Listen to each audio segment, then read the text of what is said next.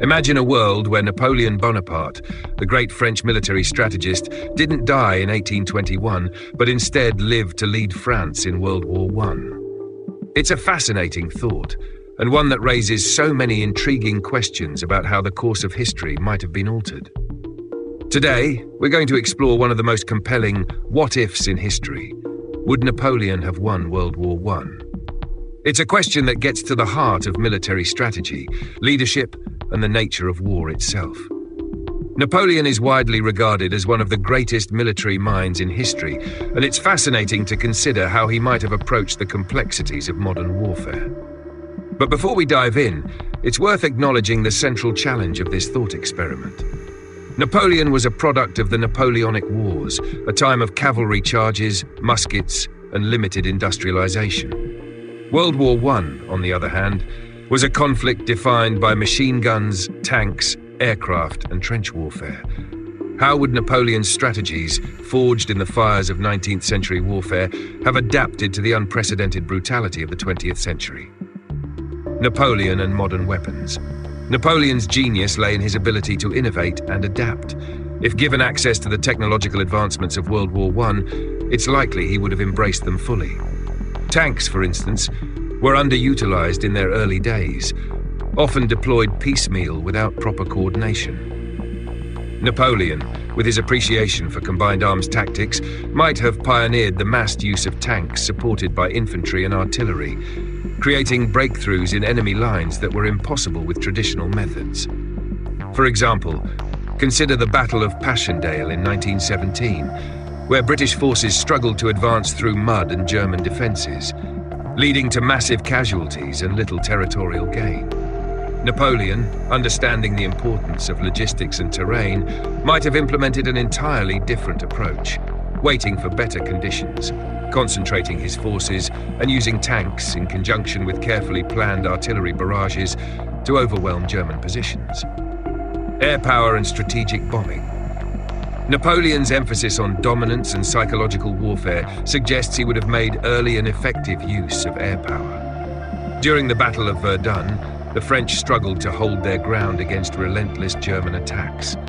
Imagine Napoleon using aircraft not just for reconnaissance, but also for coordinated bombing campaigns to disrupt German supply lines and troop movements. His ability to exploit weaknesses in enemy planning might have turned the tide at Verdun much sooner, sparing lives and conserving resources. Revisiting the Somme. The Battle of the Somme is another example of a costly, poorly executed offensive.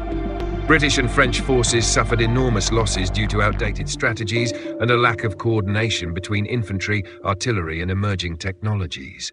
Napoleon, with his mastery of synchronization and timing, might have transformed this battle into a decisive victory. By concentrating artillery fire on key points, coordinating tank advances, and exploiting breaches with fresh reserves, Napoleon could have achieved a breakthrough where others failed. The Schlieffen Plan and its counter. At the start of World War I, Germany's Schlieffen Plan aimed to quickly defeat France by sweeping through Belgium. The Allies eventually halted the advance, but only after costly and chaotic engagements. Napoleon, with his ability to anticipate and outmaneuver his enemies, might have recognized the German plan earlier. He could have orchestrated a counteroffensive, using modern rail networks to redeploy troops rapidly and tanks to outflank advancing German forces. His quick thinking and decisive action could have prevented the war from devolving into the stagnant trench warfare that defined the Western Front. Mastering propaganda and morale. Napoleon was not just a military strategist, but also a master of propaganda and morale. His ability to inspire his troops and rally his nation would have been invaluable in a war where public support was critical. Imagine Napoleon leveraging early 20th century media, film, newspapers, and radio to galvanize the French population and demoralize the enemy. His understanding of human psychology might have given the Allies a significant edge in maintaining public and troop support throughout the grueling conflict. Conclusion. As we reflect on this thought-provoking scenario, it's worth asking ourselves, how might history have been different with Napoleon at the helm? Would he have been able to turn the tide in battles like Verdun, the Somme, or Passchendaele? Could he have devised a strategy to outmaneuver the Germans and prevent the war from dragging on for 4 brutal years? While we can only speculate, one thing is certain. Napoleon's presence would have added a new layer of complexity and intrigue to the already fascinating story of World War I. So what do you think?